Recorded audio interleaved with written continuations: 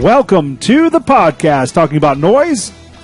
Talking about noise, episode 39. Welcome to the podcast. 39. Yes, I am your host, Art Moore. I am your other host, Eric Hansen.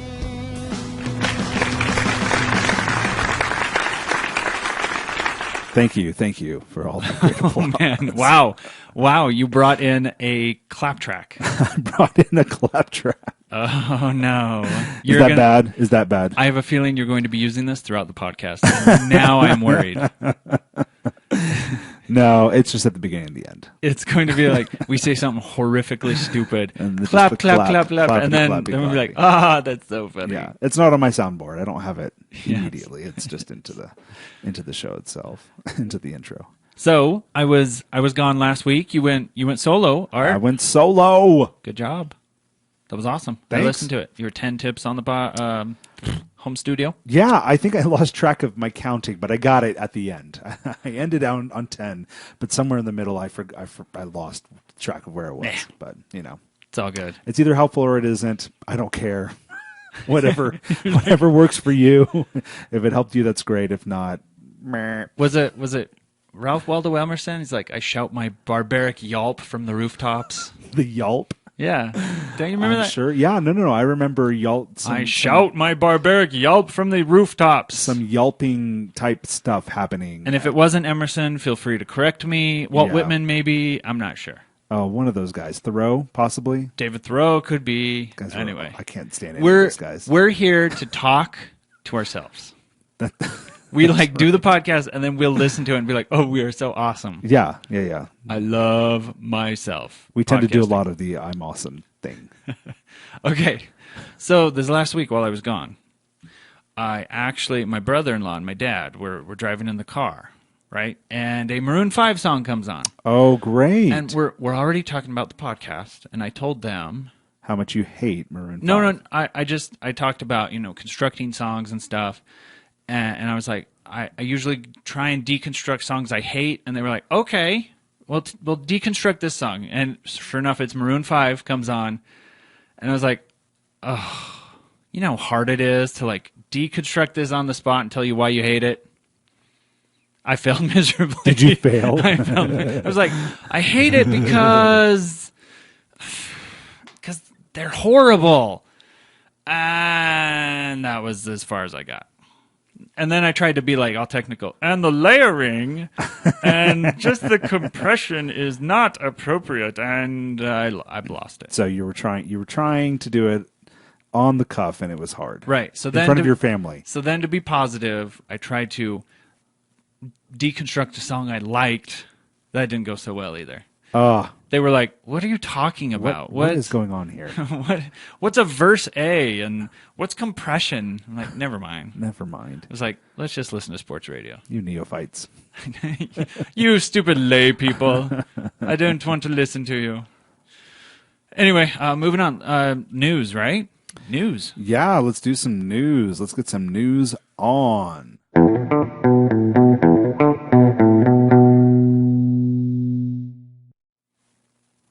Okay, so I got 2 news items before you do the Kanye watch. We're going to do the Kanye watch. That's right. Okay, so this has been on my mind, and I'm a little angry, a little ticked about this. Okay, I'm going to read the quote. Here we go. Robin Thicke noticeably ripped off Marvin Gaye's 1977 hit "Gotta Give It Up" when he wrote the smash hit "Blurred Lines" with Pharrell Williams and T.I. in Los Angeles. A Los Angeles jury has decided he and co-songwriter Pharrell Williams must pay Gaye's family $7.3 million as part of the ruling. The verdict puts to rest over a year's worth of legal back and forth between Thicke and Gaye's estate, in which the latter sought $25 million in damages. Okay, so I'm going to start. Here's my take. Okay. For those who've listened to the podcast, we actually deconstructed the lyrics of Robin Thicke's song "Blurred Lines" a long time ago. Yep. And I'm not going to hide the fact that I hate this song with a passion. It's not a fun song to hear. And the lyrics are awful, right?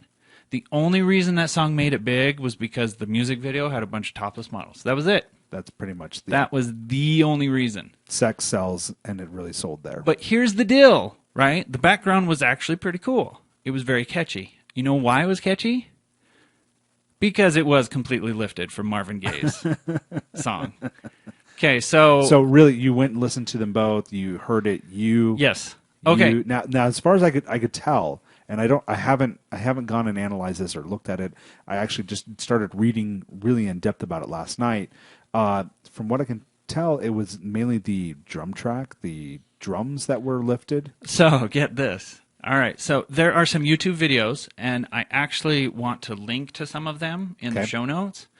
There's a DJ who actually does a mishmash live, and the songs are both in 120 beats per minute. The chords, the bass notes played, and the chords are exactly the same, and the drum track is exactly the same. Really? What about the rhythm and the... Completely the same. It's that close. It was completely lifted. Like, it was plagiarism at its finest, and I kid you not. Holy smokes. So I'm listening to it, and I'm like, okay, he totally ripped this off, and all they did was put new vocal tracks on top of this. Just kind of updated it, made it a little more modern. Oh, my goodness. That's amazing. Okay, so here's my take, right? And we talked about this before with Sam Smith and Tom Petty. Right. Right? And the way copyright infringement kind of works. As an artist, right, I'd be okay with going to them and being like, hey, listen, you totally lifted my song. I worked on this.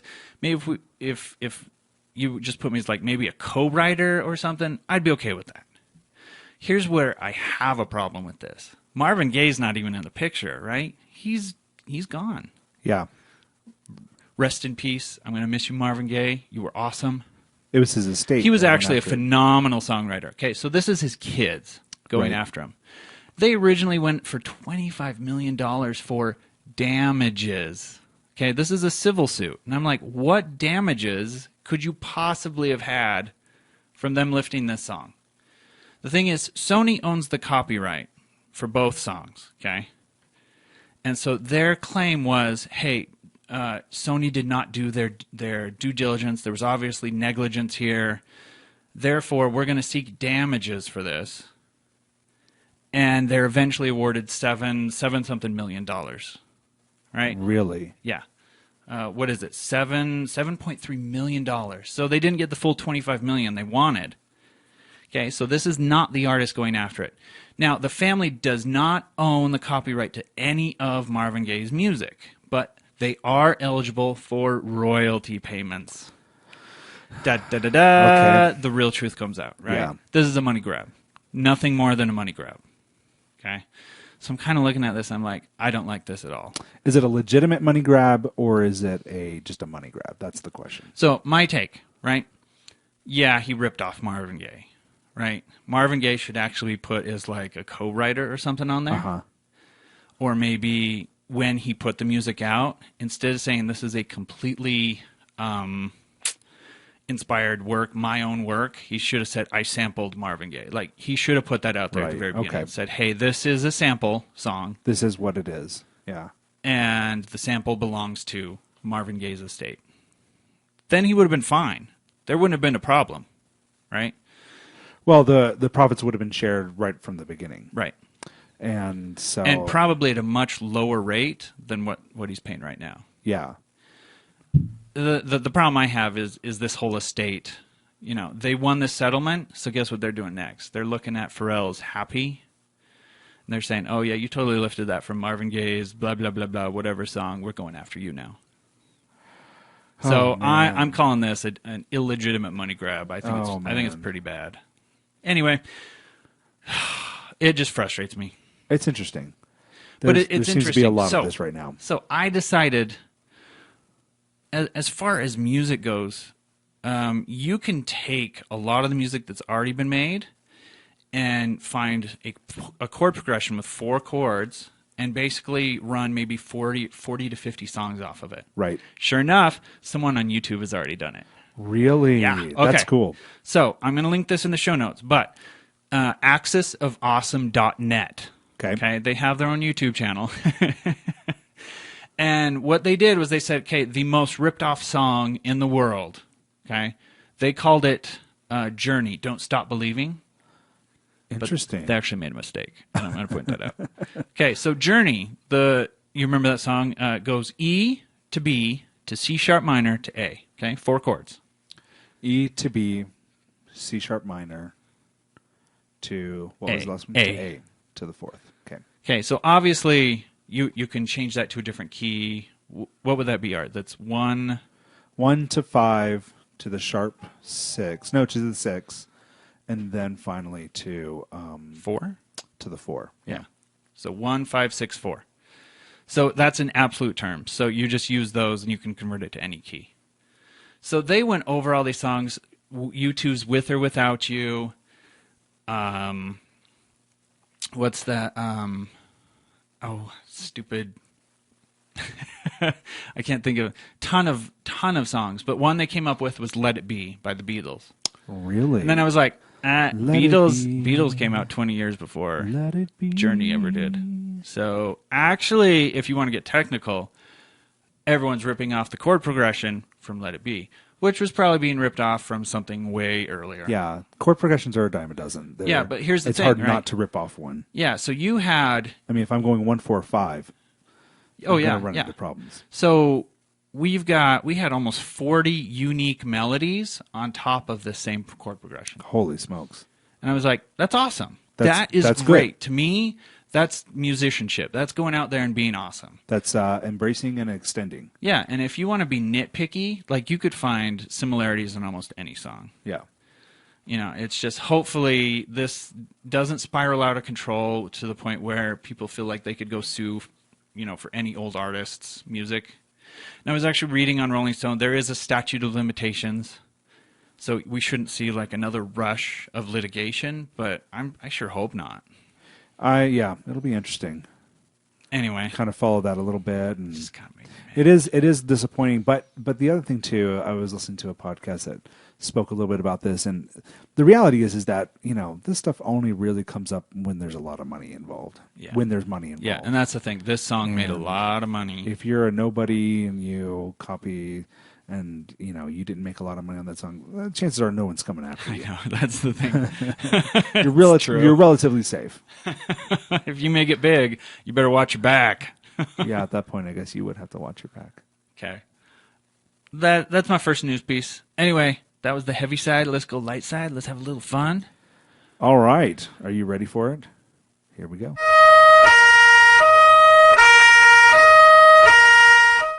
Beep boop, beep boop, beep boop. I like mine better. It's the Kanye Watch 2015. Kanye Watch. Where we spend a few minutes on our podcast making fun of the most ridiculous musician that has ever lived. Or at least living currently Art. Today. Ouch. Oh, my ire is high after last week's Kanye Watch. Okay, give me the Kanye Watch. What happened this week?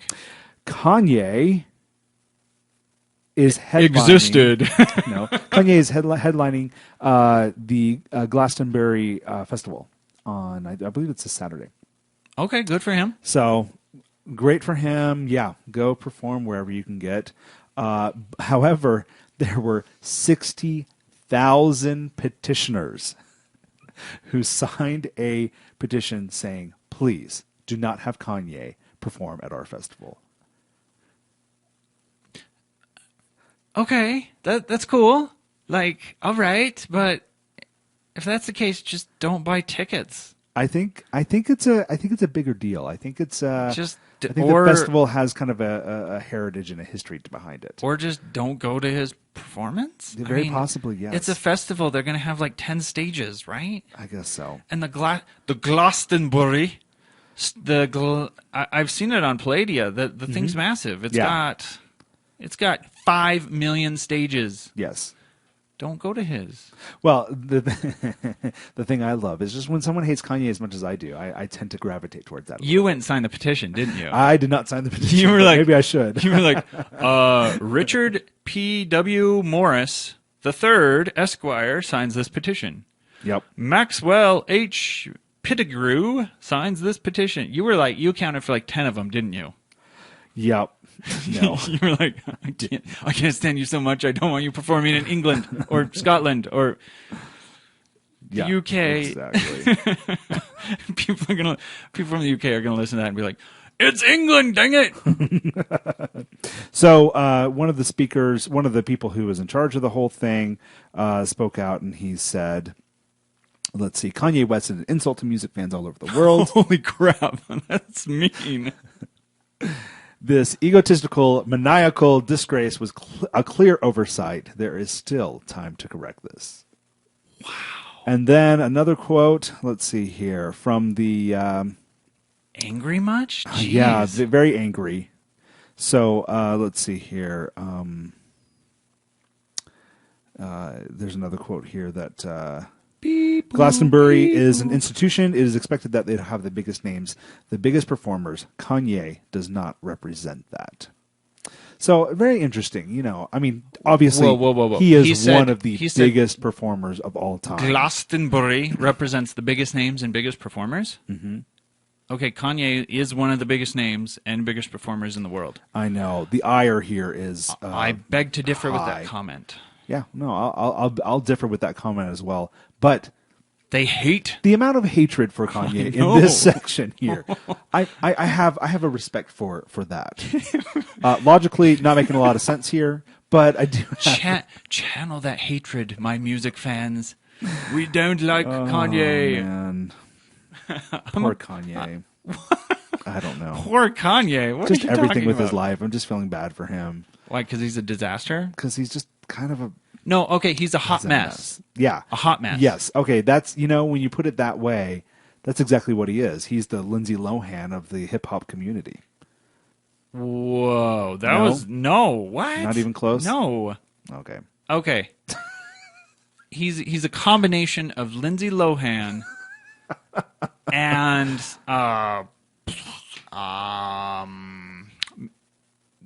Kanye West. All right, there you go. At least the Foo Fighters are playing on Friday, so that's awesome. That should be good. Oh, by the way, I got in trouble for playing Foo Fighters on the car ride with your dad and your they were brother? like, what's with this heavy music? Heavy music? I turned around and I was like, what? With heavy? The Foo Fighters? Yeah, they were like, this is too heavy. I can't stand this heavy music. I was like, okay. I, sir, am offended. I know. I actually felt angry. I was like, how dare you? How dare you? Yes, that's how I feel. How dare you, If I had some gloves, I would challenge you to a duel. I don't know. I feel like we're talking about Glastonbury. We need to... All right. I'm sure they also said, hey, you know, the lead singer for the Foo Fighters, he looks a lot like that drummer from that one band in the 90s.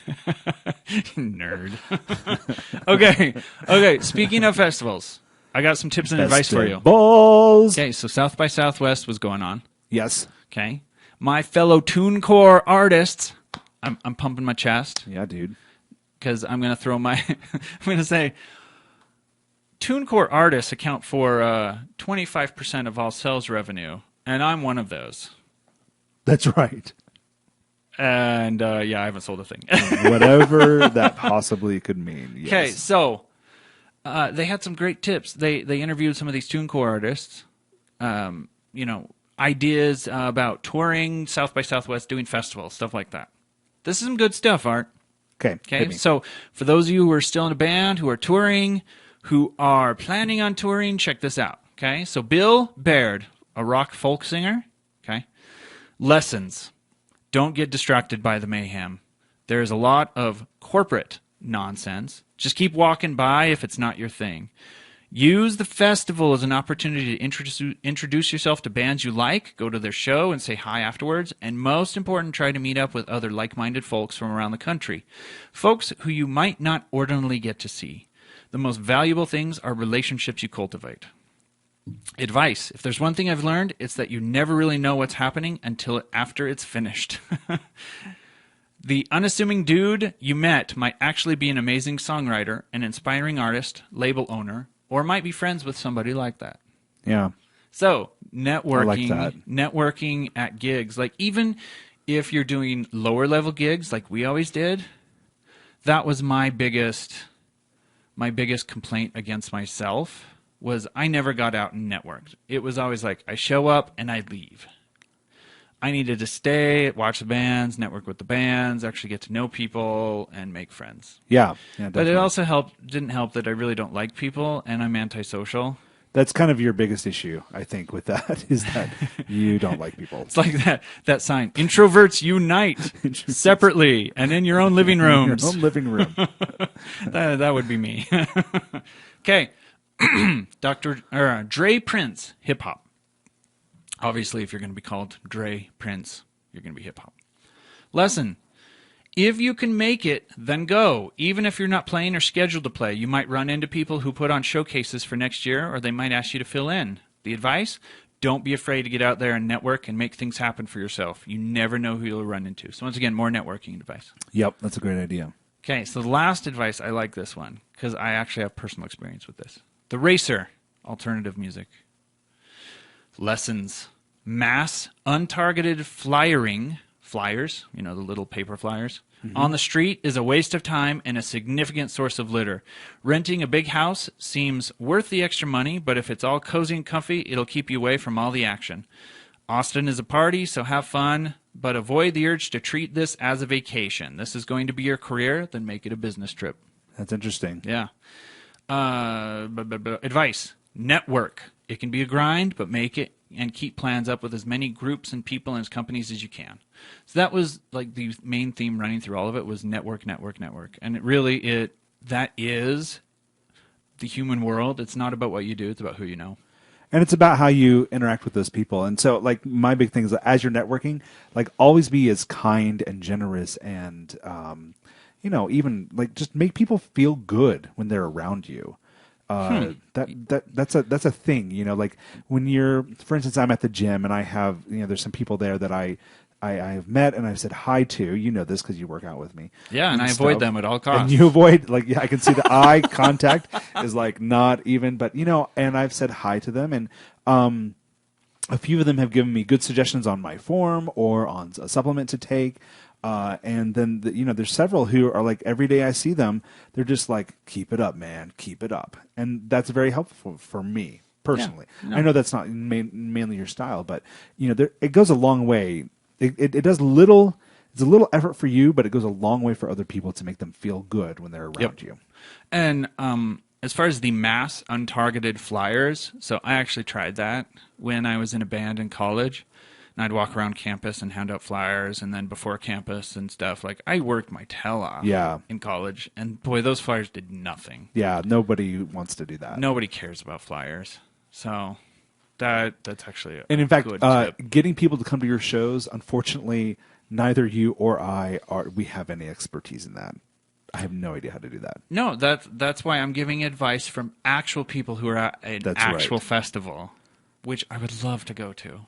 Oh, it'd be so much fun. Let's do it, man. Let's make a goal to go to South by Southwest next year. I think that'd be great for the podcast. Yeah. When I have money, yeah. We'll drive a car down, dude. You and me on a road trip. We'll camp out. That's cool. Yeah, that's not going to end well. You and me on a road trip? Yeah.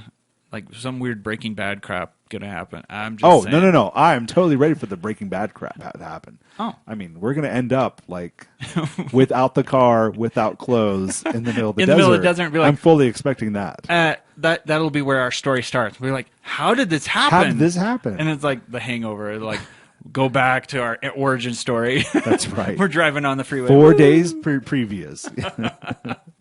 Oh, yeah. Yeah. All right, Art, what do you want to do next? Songwriting or your production segment? Let's do a production segment. I've got a good little thing here. Okay, bring it. So bring it.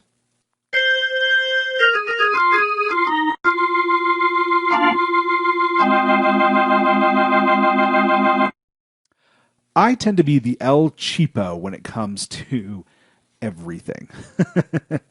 I tend the person who just said, let's go to South by Southwest. Yeah, exactly. Right. But I do try to keep my expenses down, especially when it comes to like buying plugins or buying hardware or things for the studio. Right. I try to keep a balance between making money in my little studio and going overboard with buying microphones and all kinds of stuff. You try to run it like a real business and, net profit margins? What? Yeah. That is crazy, man. That's crazy. Why would you do that? Yeah. So, but I do every once in a while buy plugins, and there are several that I have that are, I think, very useful. But today, specifically, we're going to talk about compressors. So I'm going to mention some plugins that I've bought. I'm going to mention a whole bunch that are free. And we are just going to have fun talking about how compressors work and why they're so important. Oh, so much fun. Yay! I wish I had that applause button. I'm going to put that in. I needed it for when I tried to explain what a compressor was to my dad and my brother-in-law. There you go. So this is for your dad and your brother-in-law. Let's talk about compressors. Okay, I'm putting this on next time. So what does a compressor do? Eric, do you have any ideas? Do you want to share them? And I'll correct them after you're done. Just kidding. Tell us what a compressor is, Eric. Okay, I'm embarrassed now. Not embarrassed, nervous. And this is, it's nice actually that you're nervous and you're kind of hesitating here because with most production people, like everywhere, compressors are that thing that everyone goes like, oh, I don't really understand them or how they work or how to make them work. Okay, here we go. Bring it. A compressor is basically an automatic volume leveling tool. There you go. Very good. And what you can do is you can use it to automate volumes to flatten out the peaks where things get really loud and make the shallow things that are very soft become louder. And then you can make the overall production louder. That's right. That's my layman's version of a compressor. Now give me the real stuff. Go. No, that's great. So dynamics are the big thing that's hard to control in a production. So if you have a singer when you go really loud and then really soft. That's right. The compressor that you have on your channel right now is affecting that as you do that. So when I went really loud, that was just in my headphones, and the listeners won't even notice. Well, they will hear the change. Well, that's the thing about compressors, right? They will hear the change in dynamics, but it won't be nearly as volatile as it is in real life. Right. It will work better for headphones, better for speakers, better for what they're doing. Word. So there are several, there are many different controls on many different compressors. I'm going to talk about the main one. And I'm actually going to use the compressor in Reaper, the stock one, Roah Comp, as our model here. Reaper being the DAW of our choice. That's right. We love Reaper. We tend to use Reaper because it's amazing, and it just works so freaking well. And if you're using something else... We tend to prefer supermodels because they're amazing. Sorry, I didn't say that. Okay, just... but that's an apt comparison. I'm not going to say that's not an apt comparison. It's very lightweight. It looks good, and it doesn't talk a lot. Whoa! Oh wait, we're talking about supermodels. Oh, I totally missed that, man. Okay, so let's go to Roah Comp. Every DAW that you have is going to have a stock compressor. So you can use this compressor, and it most likely will do everything you need that you need for a compressor. The only reason you would go on to other plugins is for what I would call color. That compressor changes something in the way it sounds just a little bit, and you can play around with that. So we're going to talk about attack, release, and ratio. Awesome. Okay? I'm Attack so ready. is how quickly the compressor engages after the signal has reached the compressor. Hence the name, attack. That's right. Most of the time, my attacks are very, very short. I want to be able to get into that signal right away, and I want to start compressing right away. It's because you deal with a lot of rock stuff. Yeah, a lot of rock stuff. Yeah. When I start dealing with transients like drums and stuff, I may bring that attack a little slower, but in general, I leave my attacks pretty low. The release is how quickly the compressor will stop compressing after the signal has left, okay, or after it's reached its threshold. Okay. Yep. So for me, it really does depend on what I'm using the compressor for. For instance, at the beginning of the show, we have our intro music, and I have a compressor on that intro music that is triggered by our voices. So when we talk, the compressor engages, it brings the volume of the music down, and the release is super long. So when you stop talking, it doesn't pop right back up very quickly. It comes back gradually. Mashed potatoes and gravy, y'all. Mashed potatoes and gravy. That's right. Now, the ratio is the amount by which the compressor will bring the volume down when it gets a signal that's on the threshold. And it's done in the same form of gambling odds: 2-1, 5-1, 10-1.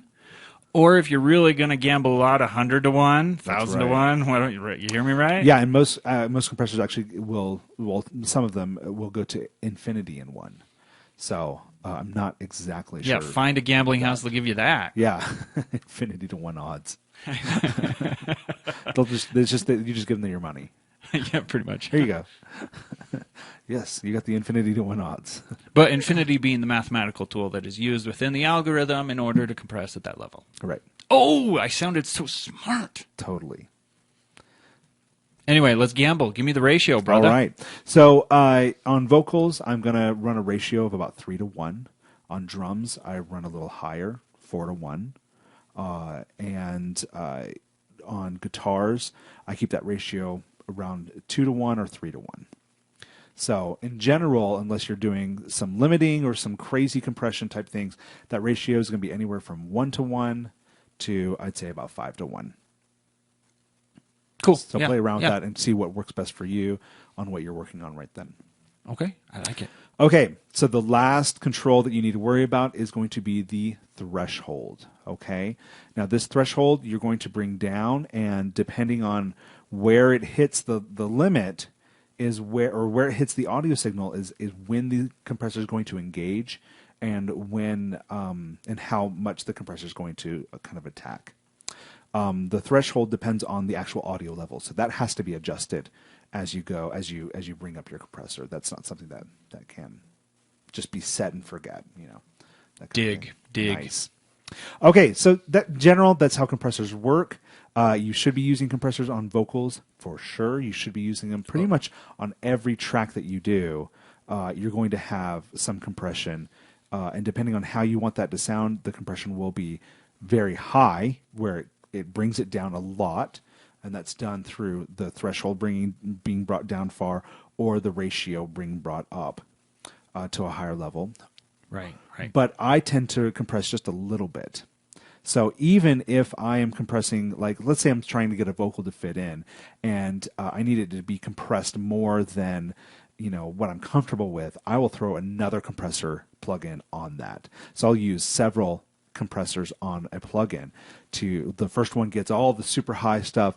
The second one squashes it down just a little bit, a couple of dB, and then the last one, a little bit more even then. And then that vocal really starts to kind of meld together. I like that. Using multiple compressors really makes a difference. It really is kind of fun.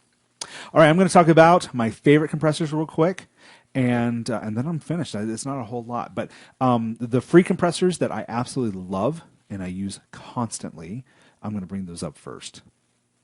Okay. Booyah. I am gespannt. You're gespannt? That's German for excited. Nice. There are... Or wait, is it? I don't know. It's hard to tell with you.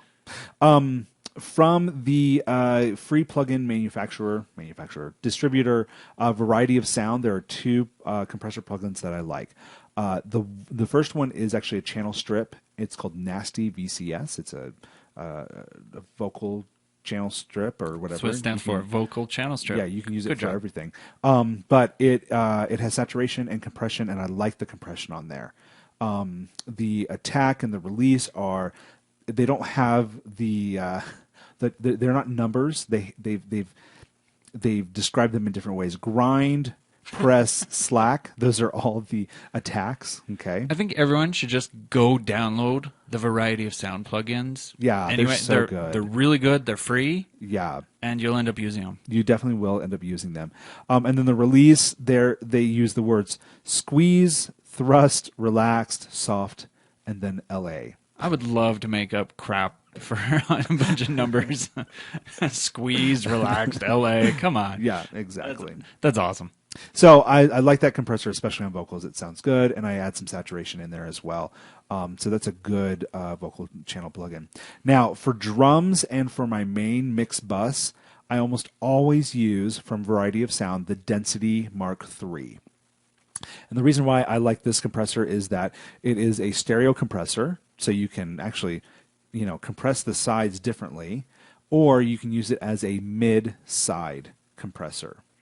Yes, and I want you to do another segment on mid-side. I want to learn more about that. Yeah, mid-side is really powerful, and it is super cool. So different options there, but that is a great one for bus compression especially, and I always use it on my drum tracks, and I use it on my master as well for just a couple of dB of compression. Okay, cool. And then when I do mastering, I also use that compressor as a bus compressor. Yes. What's the best movie quote of all time? The best movie quote of all time? You are my density. From Back to the Future, right? Density plug-in. Okay. Yeah, dude, that is work. awesome. I was going to use a different Back to the Future quote.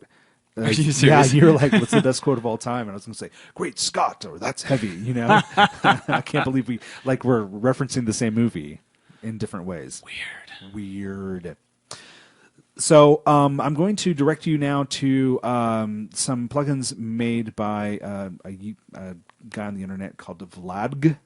It's VLADG. It seems to be a Russian programmer. You racist! How would you know that's Russian? Literally because he says he's a Russian programmer. Oh, on his there website. we go. Okay. Holy smokes! Just because everyone's named Vlad comes from Russia doesn't mean. Okay, yeah, you're right.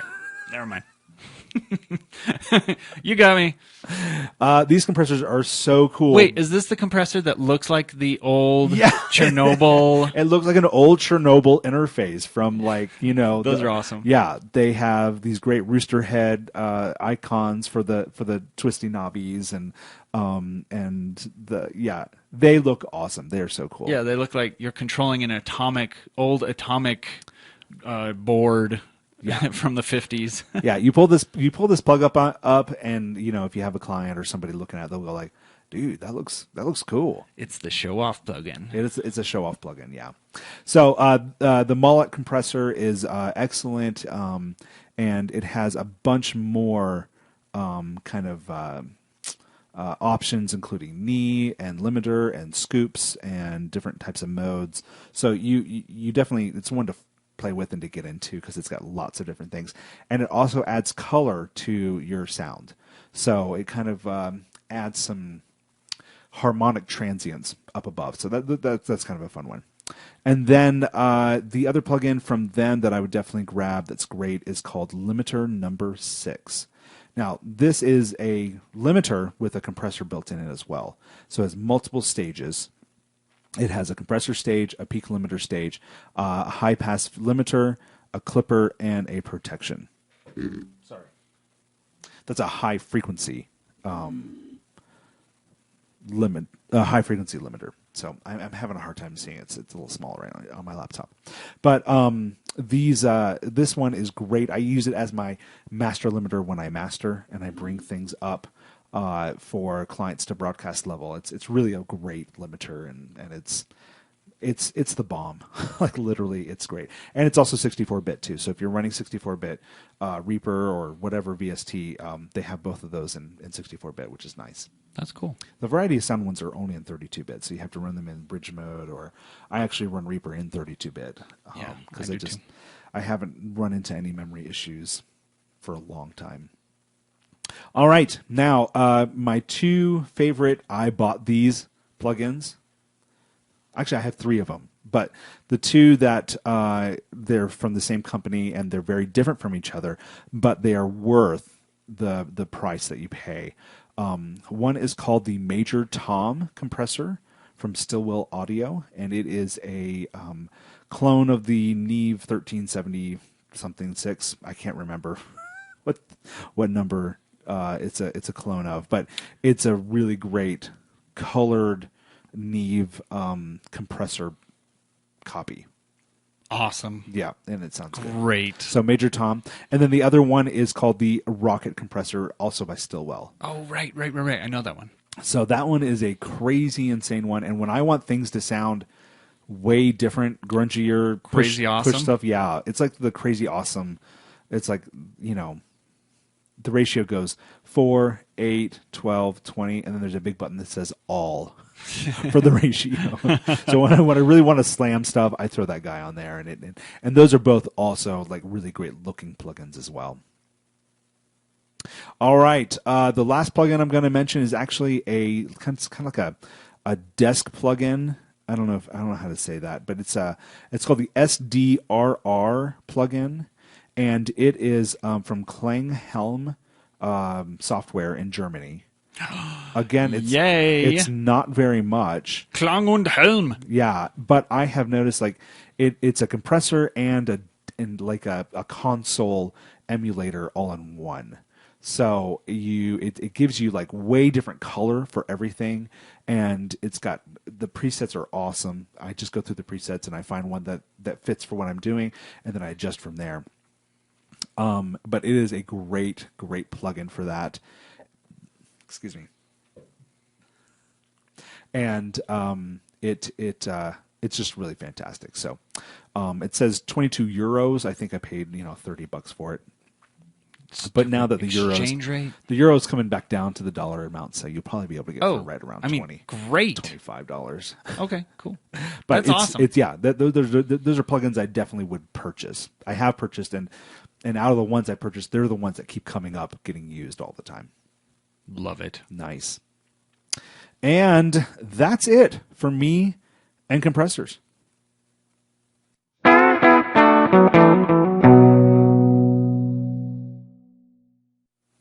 Art, for songwriting, we're going back to lyrics. Yes. I have a very short lyric segment. I'm coming to realize that this lyric stuff is going to take a lot of time. So we're going to have a lot of segments on this. This is good. I mean, this is the part of music creation I struggle with the most. And I'm most embarrassed by my efforts to create lyrics. Yeah, so this one's actually going to be very, very helpful. All right. Okay, we're going to get into poetry theory. Nice. Actually. Okay. I'm quoting mostly from this article from Sam Inglis. So he's the expert, not me, obviously. So don't shoot the messenger here. Don't kill the messenger. I'm just saying. Why would we kill you? I don't. Is this controversial information? So controversial. Okay, this is going to be awesome. Okay, so dig. Here we go. Probably the most important of the general decisions is the choice of mode in which your lyrics are written. Students of poetry use the term mode to refer to which types of verse, and the distinctions are equally applicable to pop lyrics. A useful way of thinking about the mode of a verse, for our purposes, is a description in general terms of its purpose.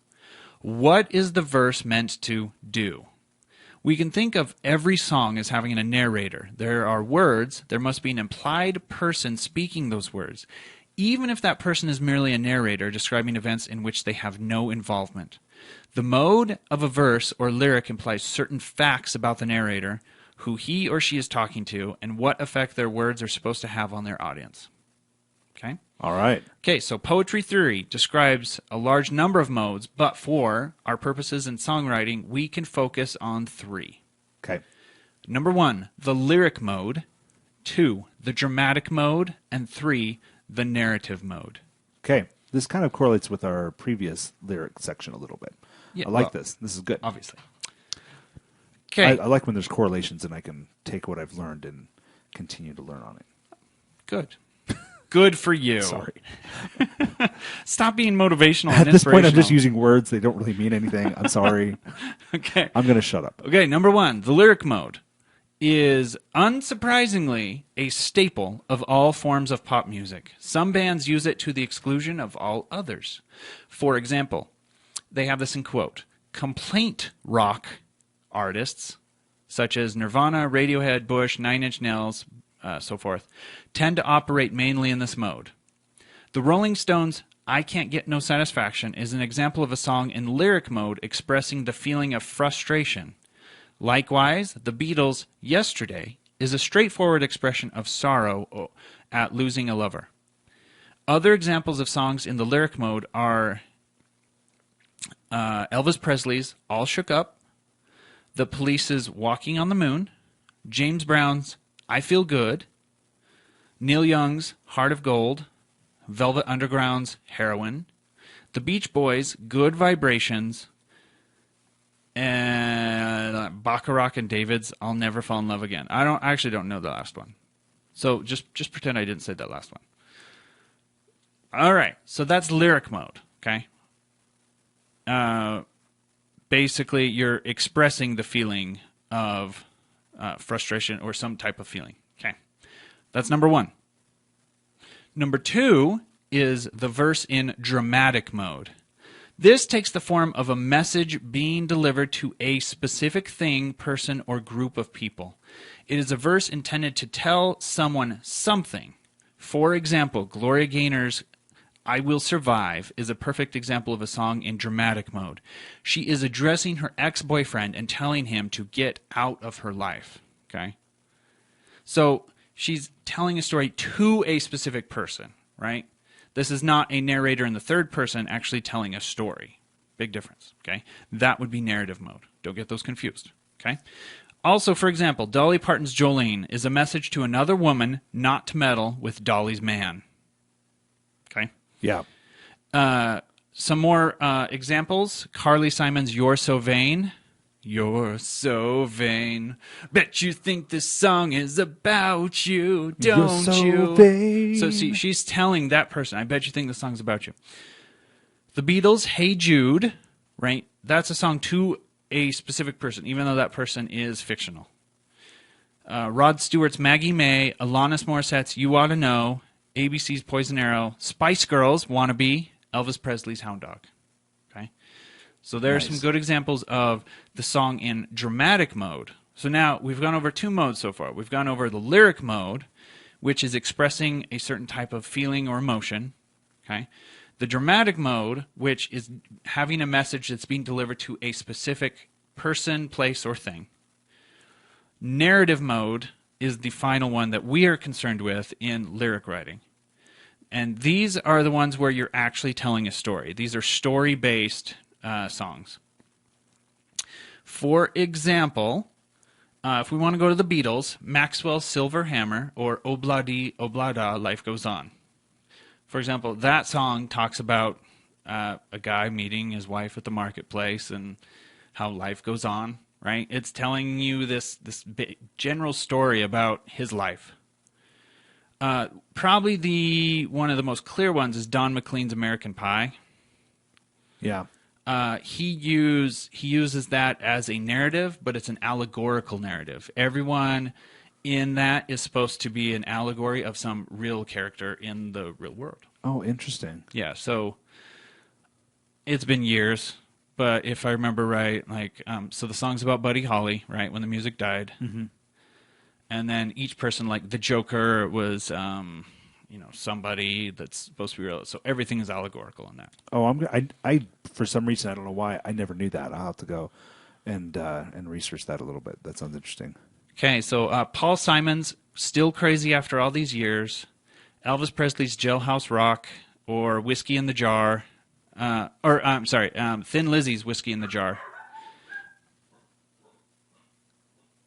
These are all songs that tell a story. Right. Okay, and they actually have some of them have a plot device inside of them. So Interesting. So we've got three different types of modes from which we can explore lyric writing, right?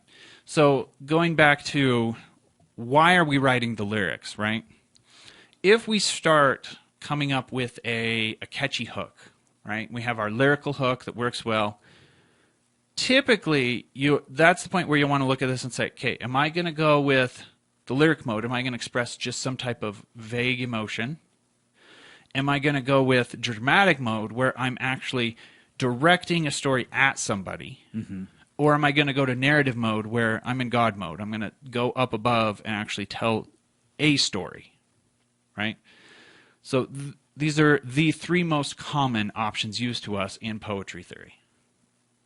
And it's important to, we talked about this before, but it's important to make that decision on what quote unquote voice you're speaking from. Exactly. Right. And keeping consistent through that. Yeah. Don't switch voices, especially don't switch modes, because it just gets really annoying. Yeah. Weird. Yeah, and then we're on LSD, and then everyone's just out in the yard with their shirt off. It's all just weird. Just don't do it. Don't go there. I'm surprised we got into the yard without clothes on so quickly. That I wasn't expecting that. Art, it happens fast with me. So, I don't know. That was good. Just a quick little thing. So we're going to dive deeper into some of the modes and some more poetry theory as we continue on through this. I'm beginning to realize that these lyrical segments are going to take a long time because it's complicated, man. Yeah, but it's really worth it to go over. Yeah. So anyway, those are the 3 modes we're concerned about. Moving on up. Moving on up.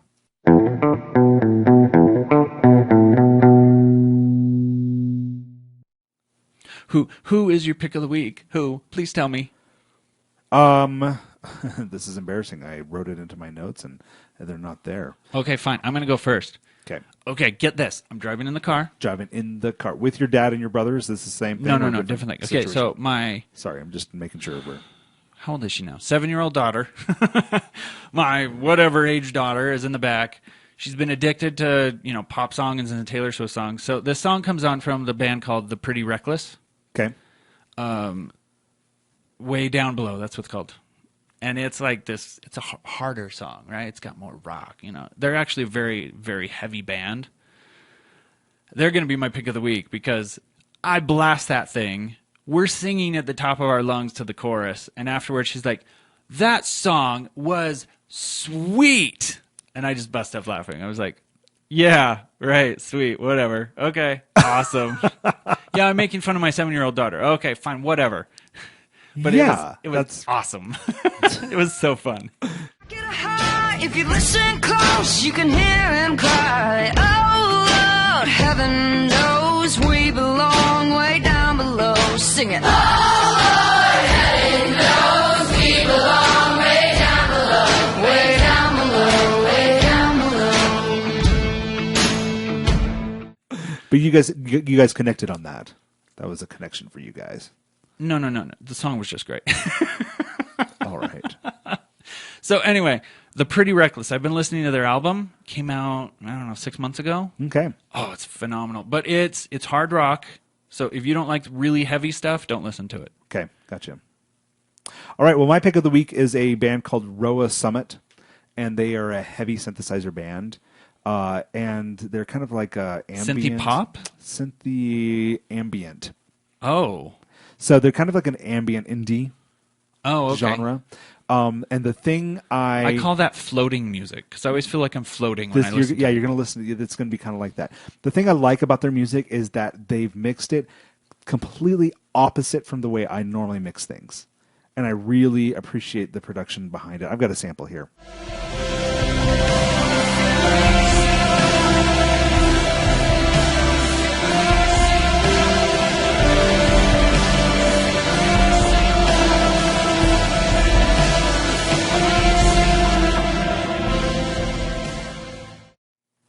Yeah, floating music. Yeah, definitely floating. But I was in the corner of this room by the end of that. Yeah, you are in the corner of the room. That was awesome. Okay, cool. I love it. Definitely a fun band to listen to. Roah Summit, and they've got something on Noise Trade too, so you can go there and get their stuff, and we'll put that in the show notes. We love Noise Trade now. Yeah, we're big. Noisetrade.com. Traders. Go download my album for free, and then if you like it, you can tip me. Or if you don't like it, just tell me why. I want to hear why. Yeah, seriously. So anyway, that's the show. Make sure you catch up with us at talkingaboutnoise.blogspot.com. Email us at talkingaboutnoise@gmail.com. Check out our Facebook page. Like us and share us. And the thing we really need to push is we need reviews on iTunes and Stitcher. Yeah. We just need some help. Give us some reviews. Please, if you enjoy this show, please go. I know it's an effort. You've got to actually go and do it. It's not something that there are bots that will do this for you these days. Yeah, I'm sure. But we need some additional help in promoting the show. We're very excited about it, and it's good. We're good at this. No, we're not. But it's funny. It's fun to listen. It's funny to listen. It's fun for us to listen to ourselves. So yeah, give us a review. Yeah, man. Go listen to us so we can keep doing it. And that, my friends, is the show. That's the show.